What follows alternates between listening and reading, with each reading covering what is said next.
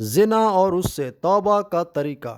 حدیث مبارک میں ہے، ساتوں آسمان اور ساتوں زمینیں شادی شدہ زنا کار پر لعنت کرتی ہیں، اور جہنم میں ایسے لوگوں کی شرم گاہوں سے سخت بدبو پھیلے گی جس سے اہل جہنم بھی پریشان ہوں گے، اور آگ کے عذاب کے ساتھ ان کی رسوائی جہنم میں بھی ہوتی رہے گی۔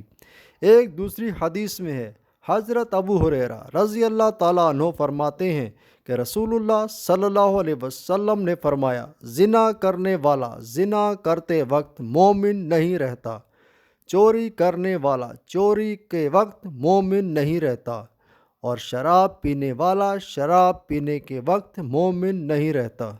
حضرت ابو امامہ رضی اللہ تعالیٰ عنہ سے مروی ہے، ایک نوجوان نبی کریم صلی اللہ علیہ وسلم کی خدمت میں حاضر ہوا اور کہنے لگا، یا رسول اللہ صلی اللہ علیہ وسلم، مجھے زنا کرنے کی اجازت دے دیجیے۔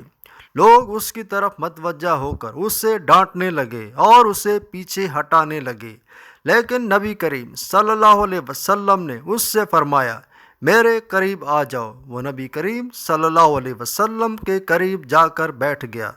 نبی کریم صلی اللہ علیہ وسلم نے اس سے پوچھا، کیا تم اپنی والدہ کے حق میں بدکاری کو پسند کرو گے؟ اس نے کہا، اللہ کی قسم کبھی بھی نہیں، میں آپ پر قربان جاؤں۔ نبی کریم صلی اللہ علیہ وسلم نے فرمایا، لوگ بھی اسے اپنی ماں کے لیے پسند نہیں کرتے۔ پھر دریافت فرمایا، کیا تم اپنی بیٹی کے حق میں بدکاری کو پسند کرو گے؟ اس نے کہا، اللہ کی قسم کبھی نہیں، میں آپ پر قربان جاؤں۔ نبی کریم صلی اللہ علیہ وسلم نے فرمایا، لوگ بھی اسے اپنی بیٹی کے لیے پسند نہیں کرتے۔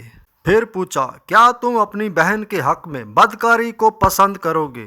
اس نے کہا، اللہ کی قسم کبھی نہیں، میں آپ پر قربان جاؤں۔ نبی کریم صلی اللہ علیہ وسلم نے فرمایا، لوگ بھی اسے اپنی بہن کے لیے پسند نہیں کرتے۔ پھر پوچھا، کیا تم اپنی پھپھی کے حق میں بدکاری کو پسند کرو گے؟ اس نے کہا، اللہ کی قسم کبھی نہیں، میں آپ پر قربان جاؤں۔ نبی کریم صلی اللہ علیہ وسلم نے فرمایا، لوگ بھی اسے اپنی پھپھی کے لیے پسند نہیں کرتے۔ پھر پوچھا، کیا تم اپنی خالہ کے حق میں بدکاری کو پسند کرو گے؟ اس نے کہا، اللہ کی قسم کبھی نہیں، میں آپ پر قربان جاؤں۔ نبی کریم صلی اللہ علیہ وسلم نے فرمایا، لوگ بھی اسے اپنی خالہ کے لیے پسند نہیں کرتے۔ پھر نبی کریم صلی اللہ علیہ وسلم نے اپنا دست مبارک اس کے جسم پر رکھا اور دعا کی، اے اللہ، اس کے گناہ معاف فرما، اس کے دل کو پاک فرما اور اس کی شرم گاہ کی حفاظت فرما۔ راوی کہتے ہیں، اس کے بعد اس نوجوان نے کبھی کسی کی طرف توجہ بھی نہیں کی۔ واضح رہے کہ ہر گناہ اللہ تعالیٰ کی نافرمانی ہے، اور اللہ تعالیٰ کا نافرمان دنیا اور آخرت کہیں چین و سکون نہیں پا سکتا۔ گناہ کرنے والے کی زندگی تلخ کر دی جاتی ہے۔ اللہ تعالیٰ کا ارشاد پاک ہے، اور جو شخص میری اس نصیحت سے اعراض کرے گا تو اس کے لیے قیامت سے پہلے دنیا میں قبر اور تنگی کا جینا ہوگا۔ دنیا اور آخرت میں چین و سکون پانے کا ایک ہی راستہ ہے کہ اس پالنے والے خالق و مالک کی نافرمانی چھوڑ کر اپنی پوری زندگی اس کی اطاعت اور فرما برداری میں گزاری جائے، اور پھر اللہ پاک اپنے بندے کو پاکیزہ اور بالطف زندگی عطا فرمائیں گے اور آخرت میں خوب اجر و ثواب سے نوازیں گے۔ نبی کریم صلی اللہ علیہ وسلم نے فرمایا، گناہ سے صدقے دل سے توبہ کرنے والا اس شخص کی طرح پاک و صاف ہو جاتا ہے جس نے کوئی گناہ کیا ہی نہ ہو۔ حضرت انس بن مالک رضی اللہ تعالیٰ عنہ سے روایت ہے، فرماتے ہیں کہ میں نے رسول اللہ صلی اللہ علیہ وسلم کو یہ فرماتے ہوئے سنا، اس ذات کی قسم جس کے قبضے میں میری جان ہے، اگر تم اتنے گناہ بھی کر لو جن سے آسمان اور زمین کے درمیان پوری دنیا بھر جائے، پھر تم اللہ تعالیٰ سے معافی مانگو تو اللہ تعالیٰ تمہیں معاف کر دیں گے۔